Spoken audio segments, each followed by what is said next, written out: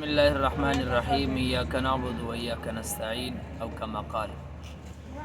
اللہ تعالیٰ نے قرآن مجید میں انسان کے لیے کامیابی کا اور انسان کے لیے اخروی زندگی بنانے کا ایک دستور اور ایک بہترین طریقہ اپنایا ہے۔ اس زندگی کو بنانے کے لیے انسان کو دنیا میں عارضی وقت کے لیے بھیجا ہے،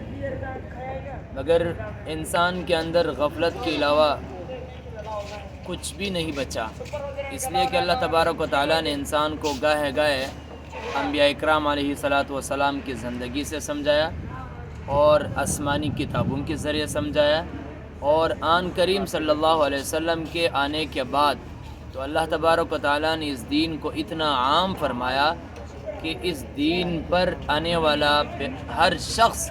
اسلام پر آنے والا ہر شخص قیامت تک یہی بات کر سکتا ہے جو بات پہلے انبیاء اکرام علیہ الصلاۃ والسلام کیا کرتے تھے۔ تو جو لفظ ایاک نعبد و ایاک نستعین کے اندر ہے،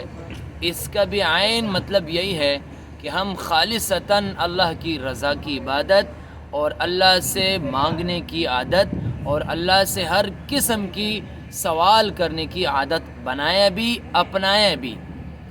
مسلمان اس جملے کو، اس آیت کریمہ کو اپنے نمازوں میں اور اپنے اٹھنے بیٹھنے کے تمام تر اداؤں میں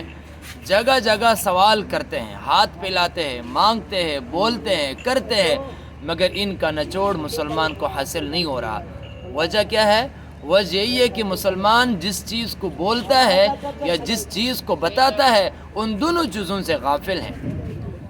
کیونکہ اس آیات کے اندر حقیقت یہ ہے کہ خالصتاً اللہ کی عبادت، خالصتاً اللہ سے مانگنے کی عادت اور مدد مانگے بھی اور بولے بھی اور اللہ سے ہر قسم کی رضا حاصل کرے بھی، اگر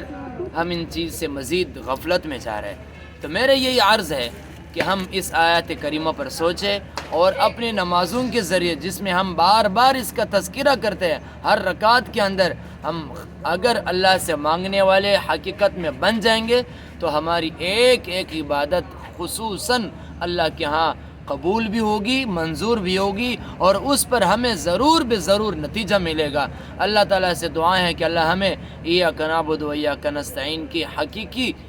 زندگی اور حقیقی مطلب نصیب عطا فرمائے۔ صدق اللہ العظیم۔